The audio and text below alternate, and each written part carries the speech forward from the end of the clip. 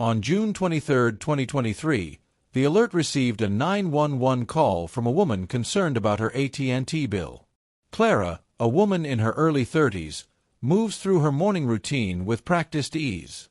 Her apartment, a cozy space filled with light, holds an air of tranquility as she sips her coffee, glancing over messages on her phone. The smell of freshly brewed coffee lingers in the air as she checks her watch and stands up, readying herself for the day ahead. She pulls on her jacket, the soft fabric brushing against her fingers as she grabs her bag, slipping her phone inside. She pauses for a moment, glancing at the quiet apartment around her. The ticking of the clock on the wall fills the silence, almost too loud for comfort. The sunlight streaming through the blinds seems brighter than usual, casting long shadows across the room. A small object catches her attention, a pen left carelessly on the table, a reminder of an unfinished task. It's a minor detail, but it stirs something inside her, a sense of unease that she can't quite place. Still, she dismisses it as nothing more than a fleeting feeling, too subtle to address. Her mind is already on the day ahead, her thoughts drifting toward work and an upcoming lunch with an old friend. Yet, as she moves toward the door, a sudden cold draft brushes against her skin, though the window is closed. She shakes it off, steps out into the bright morning, and locks the door behind her. The bustling city outside is alive with energy, but Clara, for now, is oblivious to the subtle shift beneath the surface, a quiet storm approaching, just out of reach. Clara steps into the bustling coffee shop, the familiar hum of conversation filling the air.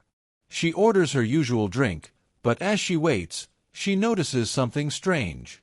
A couple at a nearby table shares a look, their eyes lingering on her for just a moment too long before they quickly turn away.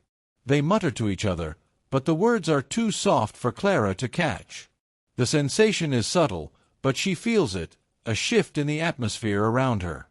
She brushes it off as her imagination running wild, but the uneasy feeling lingers. As she moves toward the counter, a passerby glances at her, then hurriedly looks away, almost as if startled. A chill runs down her spine, but Clara tells herself it's nothing, that it's just the oddities of the city. Still, the unease grows.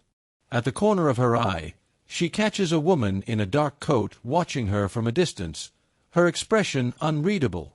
Clara's breath catches, but before she can react, the woman disappears into the crowd. The feeling of being watched intensifies. Clara scans the room, her gaze shifting over the people around her, but everyone seems absorbed in their own world, pretending not to notice her. Yet, she can't shake the sensation that something is wrong. It's as if she's become the focus of some invisible force, though no one says a word. Her fingers tighten around the cup, the warmth doing little to ease the chill spreading through her. The tension mounts, and Clara can't help but wonder, what have they seen? What do they know? Clara steps into a boutique, hoping to distract herself from the unsettling morning. She begins browsing the shelves, fingers grazing over delicate fabrics when a voice interrupts her. "Excuse me, miss," a woman says sharply, causing Clara to startle. She turns to find a store manager standing close, her expression polite but stern. "I need to ask you to leave your drink outside," the manager says. Clara looks down, realizing she's still holding her coffee cup. "I'm sorry, I didn't know that was a rule," Clara replies, her confusion evident. The manager doesn't flinch. "It's our store policy. No beverages allowed inside. For the protection of the products," she adds firmly. Clara is taken aback.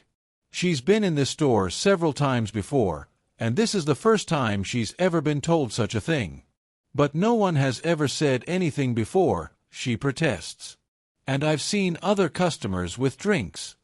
The manager remains unfazed. "It doesn't matter. You need to comply or leave," she insists, her tone hardening. Clara's chest tightens.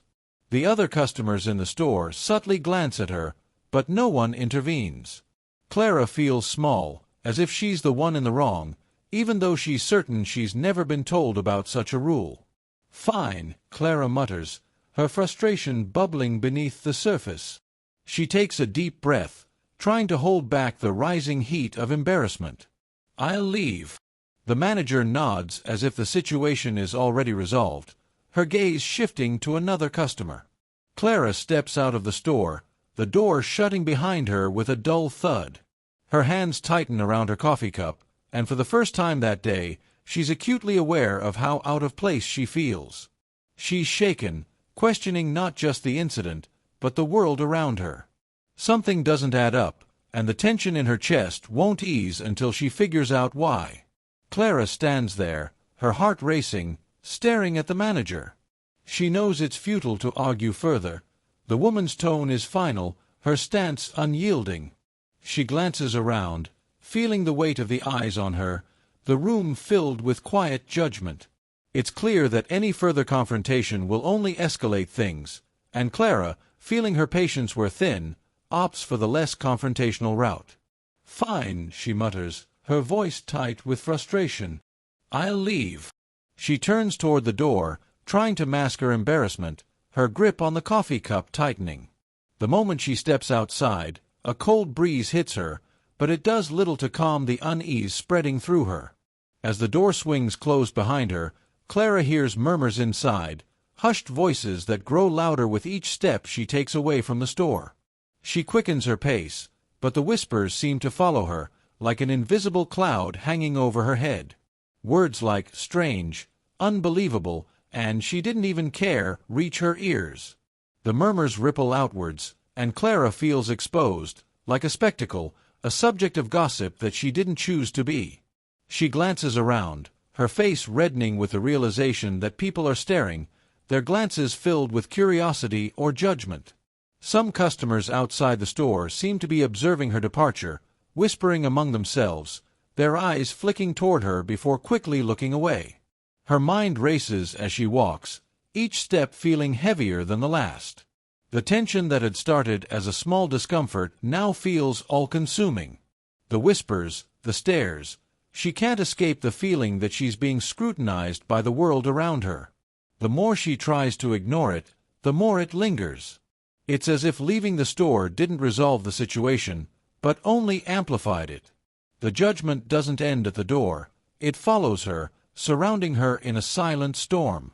Inside the boutique, the door clicks shut behind Clara, and a hush falls over the room. The manager stands by the counter, her posture stiff, trying to regain composure after the abrupt confrontation. She glances around the store, catching the eyes of the customers who had been quietly observing the incident. A few of them exchange glances, their opinions already forming, and the air is thick with unspoken thoughts. "Well, I was just doing my job," the manager says, her voice attempting to sound firm, but it carries a tinge of defensiveness. "The policy is clear, no drinks inside. It's for the protection of the merchandise, and it's to keep the store comfortable for everyone." She takes a deep breath, as though reassuring herself of her own stance. A middle-aged woman, arms crossed in front of her, nods in agreement. "You did the right thing," she says, her voice laced with certainty. "Rules are rules, and some people just think they can do whatever they want. No exceptions." But the support isn't unanimous. An older man near the back of the store, looking bewildered, shakes his head. "Seems a bit much, don't you think?" he mutters. "She was just holding a coffee cup. It's not like she was causing a scene." The manager's gaze shifts to the man, but she doesn't respond. Instead, she starts to feel the pressure mounting, realizing that not everyone agrees with her decision. A younger woman, who had been standing by the window, hesitates before speaking up. "It just seemed so harsh. I mean, she wasn't being disruptive.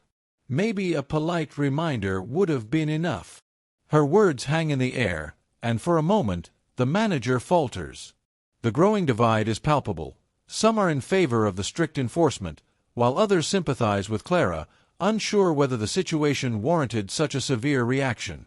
The once uniform support for the manager now feels fractured, with murmurs of doubt and sympathy for the protagonist seeping through. The manager tries to regain control of the room, her voice now more defensive. "I'm just doing my job, and the rules apply to everyone. If we let one person slip by, it sets a precedent. She feels the weight of the divided opinions pressing on her, unsure of whether she's truly in the right. Outside, Clara is still walking, the lingering discomfort in her chest. She has no idea of the ongoing debate inside the store, but she can feel the tension swirling around her as the situation continues to ripple outward. People begin to view her actions differently. Some criticize her for not complying, while others sympathize with her, questioning the fairness of the entire incident. The divide between the customers grows, creating a subtle but powerful shift in the atmosphere, and both the manager and Clara are left to grapple with the consequences of an event that has left an indelible mark on everyone who witnessed it. Clara walks aimlessly through the city streets, her footsteps heavy as the weight of the encounter presses on her. The cool air does little to ease the storm brewing inside her mind.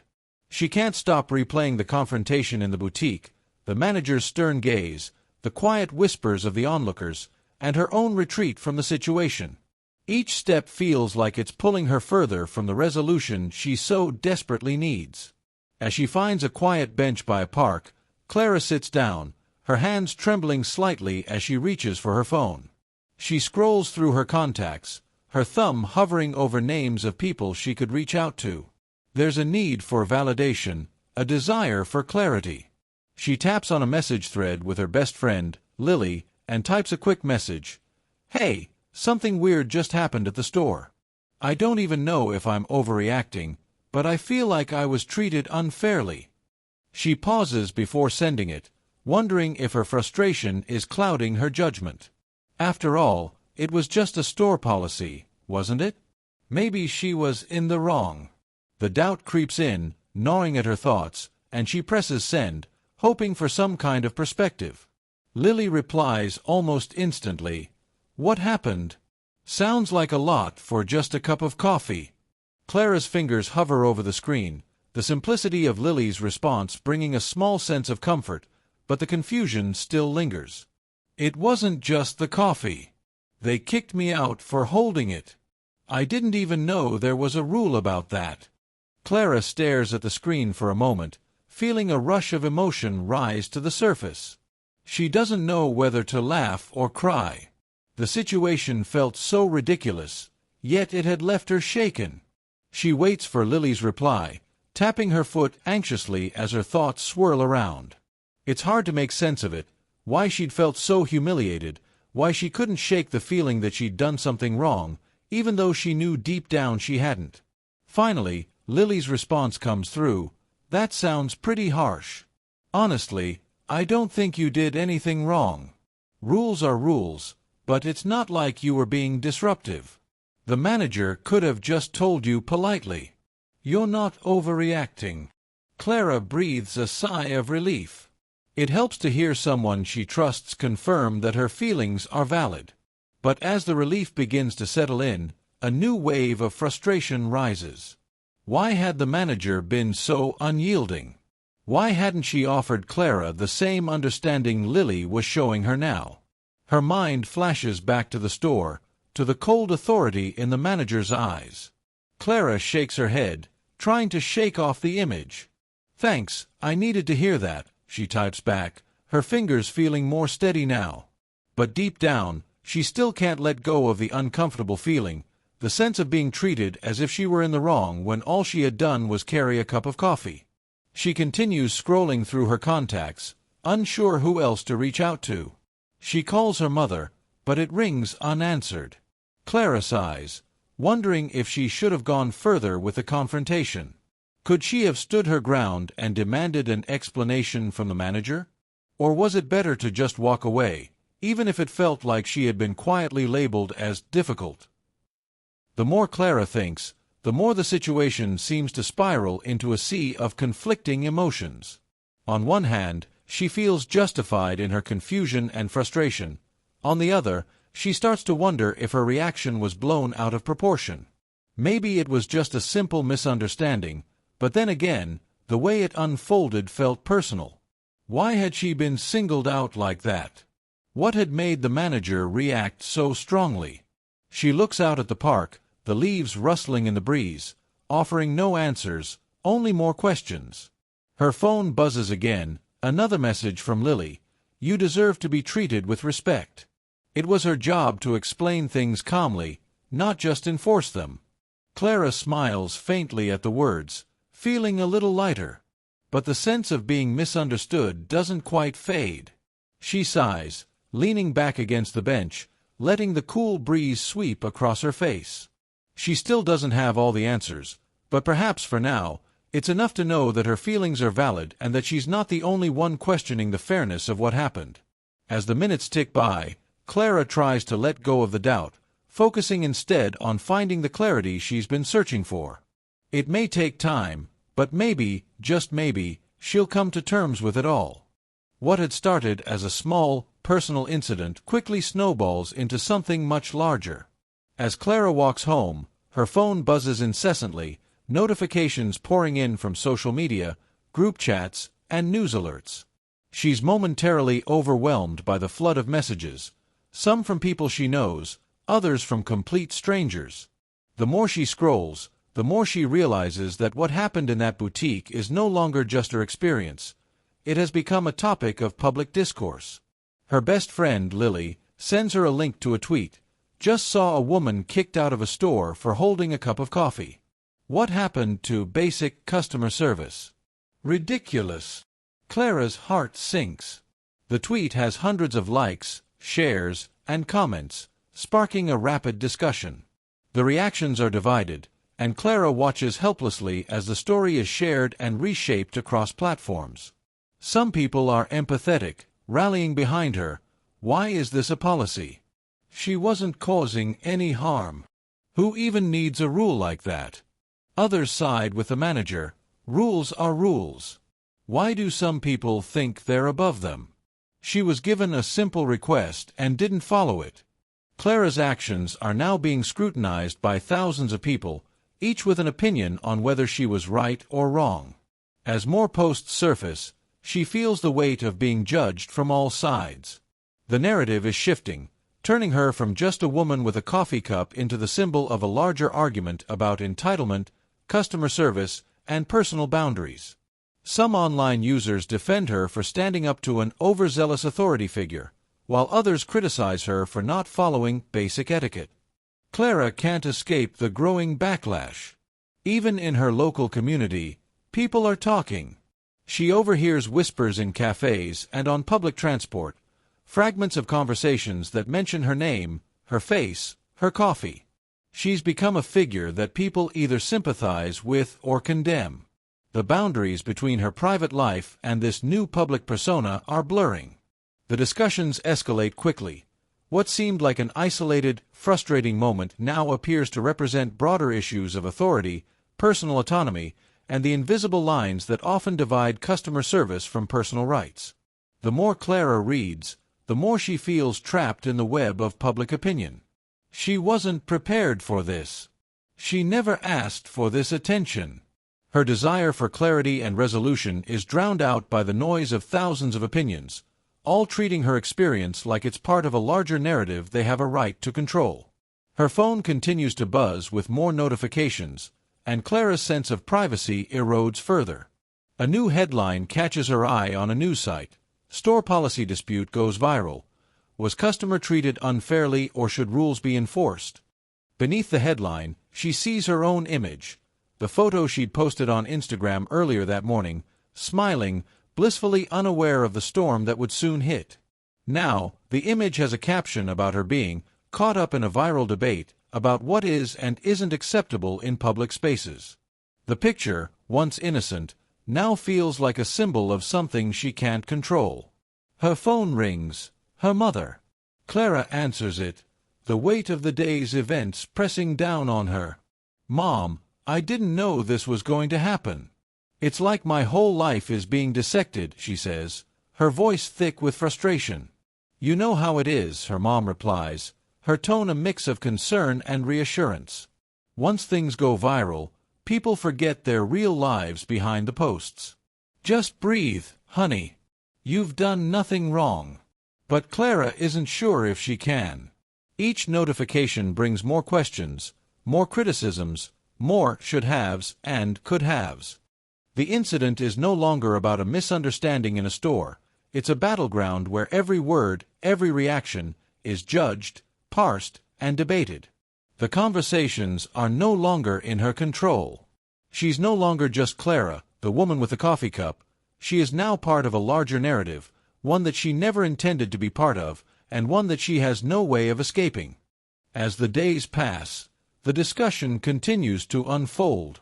Supporters of Clara organize campaigns to call out unfair store policies, while others rally behind the manager, defending the necessity of rules in a customer-driven world. It becomes a viral debate, discussed in forums, blog posts, and even by influencers. Clara realizes, with a sinking feeling, that her personal experience has been hijacked, turned into a larger issue that now overshadows her own voice. And somewhere deep inside her, she wonders if she'll ever be able to reclaim her story, to separate herself from the whirlwind of public opinion and find the clarity she's been searching for. Clara's decision to respond with purpose marked a turning point. Instead of allowing anger to fuel her next steps, she reached out to the boutique manager with an open-hearted email, seeking mutual understanding rather than confrontation. She also took to social media, crafting a message not of defensiveness, but of reflection and a call for constructive conversation. Clara's post encouraged empathy, urging others to listen and engage thoughtfully. Over time, her outreach started to shift the narrative, moving the conversation from polarized sides to a more respectful dialogue. Her decision to approach the situation with intention not only promoted understanding, but also helped her reclaim her voice in a positive way. Clara's decision to speak publicly marked a turning point in her journey. By choosing to use the incident as a platform for growth, she transformed a negative experience into an opportunity for positive change. At a community event, she spoke about the importance of empathy, communication, and understanding in conflict resolution. Her words resonated with the audience, and over time, the public's perception of her shifted. No longer just a victim of circumstance, Clara became a symbol of resilience and constructive dialogue. Her journey inspired others to approach difficult situations with openness, promoting a broader cultural shift toward mutual respect and understanding. If you find this story interesting and filled with meaningful lessons, don't forget to like, share, and subscribe to learn more valuable lessons.